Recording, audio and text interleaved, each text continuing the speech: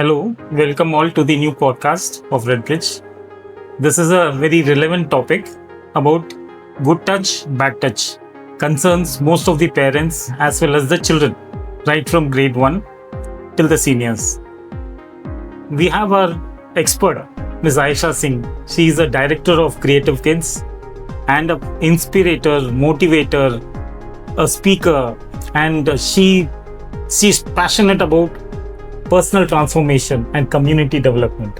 So she's apt, and she's also a part of the Karnataka government where she helps in child development. So we are going to welcome her. Welcome, ma'am. Thank you so much. Thank you.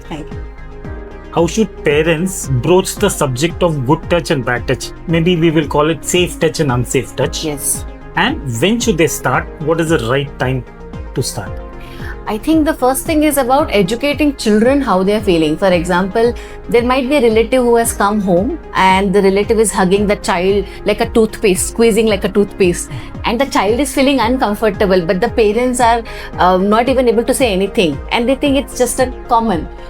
And the child thinks that okay, when parent is not reacting, that means it is okay. Fine. It's fine. So everything, it's not about verbal.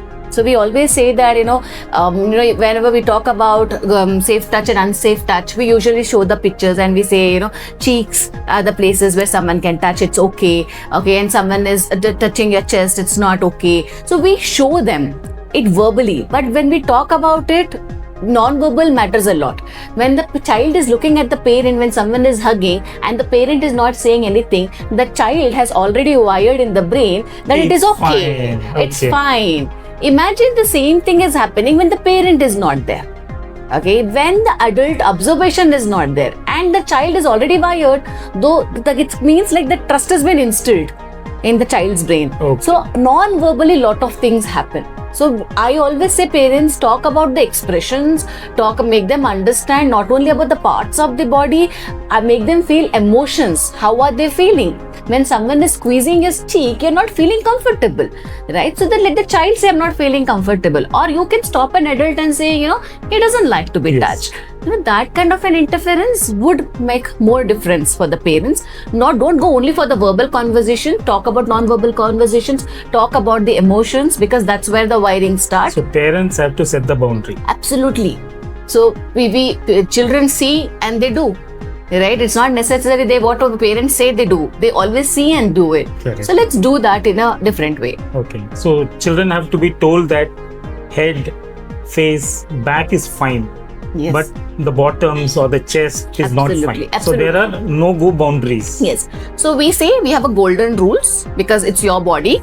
So we say that your body is a golden body, and so you have a golden rules. Okay, what are those golden rules? The golden rules are there are certain places where nobody is supposed to touch. This is your personal body. Yes. Okay, so it is not necessary that when I just tell you, one parent was saying if someone is touching your cheek, it is okay. Yes, it is okay. If someone is touching your cheek, squeezing your cheek, or kissing you on a cheek, that is also not okay. But the parent has said someone is doing it on your cheek, so it should be fine. So the child is also like thinking it's fine. Oh, there right? Also there is a limit. Yes. So what are we saying? It's how much is too much. The child should know. And parents should convey that. Not only showing body parts, also show, for example, it might be about the eyes. We call it as an elevator eyes. What is elevator eyes? Looking the child from top to bottom, scanning the child. That's what elevator eyes. Elevator eyes.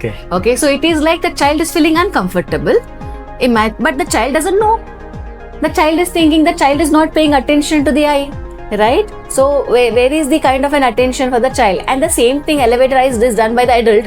We start feeling uncomfortable because we have attention. So we see the eyes and we feel like, why is this person staring at me like this? We feel uncomfortable. But we are not teaching that to the child. When someone is doing that, it is actually uncomfortable. Walk out from that place. Okay. So remove yourself from that situation. Absolutely. Every time it is not only about saying no or screaming no, walking out from there. Okay. It is all about what is next.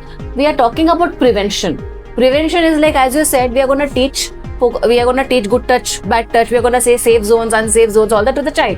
But what is protection? What happens if someone is doing it? What are you going to do? How are you going to protect yourself? Okay. If you're not able to protect yourself, if something has happened, God forbid, what is next? What are you going to do? What is the redressal for that? To whom are you going to talk about it? how are you going to recognize about it? Yes. So the recognition is there. Then when you can prevent only when there's a recognition. There is no recognition, you're only talking about prevention, it doesn't work. Prevention, protection, redressal, everything works together. Oh, it's all in tandem. Absolutely. So when I was just saying that we also work with the teaching POCSO to the children, to the parents and everything from the Karnataka State Child Protection Rights, we work on these topics very importantly because we want to penetrate to the market, and I see that children are much more knowledgeful than the parent.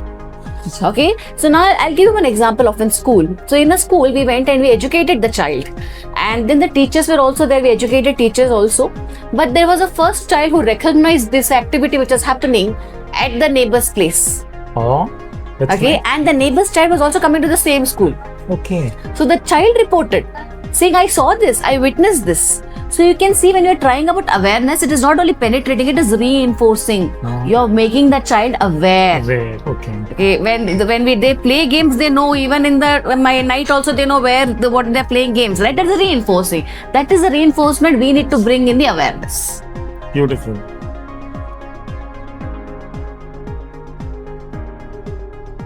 That was an excellent thing, ma'am. Should this be a one-time affair, or should it be continuously reinforced to the children? The good touch and the bad touch, or the safe and unsafe zones? See, the knowledge is a daily work. It's a consistency. You know, how we need food for our body, the same kind of a knowledge we need for our mind. Repeated kind of an activities wires the brain, and then automatically you start realizing it, this is what it is. Because self-defense is not the mechanism. You know, we think that, okay, we are very well prepared if something happens, but no. We only know either to fight, either to flight, or either to freeze. Oh. Okay, we need to teach the skills, safety skills for the children. And safety skills can be taught every day, and it has to be consistent. Absolutely. And how do we put it forward to the children? What is the right age for the child to be involved in such discussions? See, I would say when we get, usually nowadays, so we say that, you know, when even the child is born, their parents start reading thinking that the child is already learning, because we know the neuron system, how it starts working, right? So I would say right from the child starts knowing. I can see most of the parents, you know, kissing children on the lip when they're toddlers, and we think when they grow up we'll be fine. But right from the toddler age, if we start avoiding it, so I think that should be done. If you're doing it, do it in a close space with your child to show that love, but let the child not understand that this is okay even if you do it at the public space.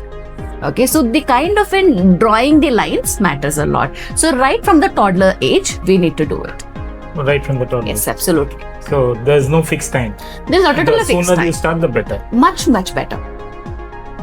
I think that was a great eye-opener and very insightful of you. Thank you so much. Such a lovely thing. Thank you so much. Thank you.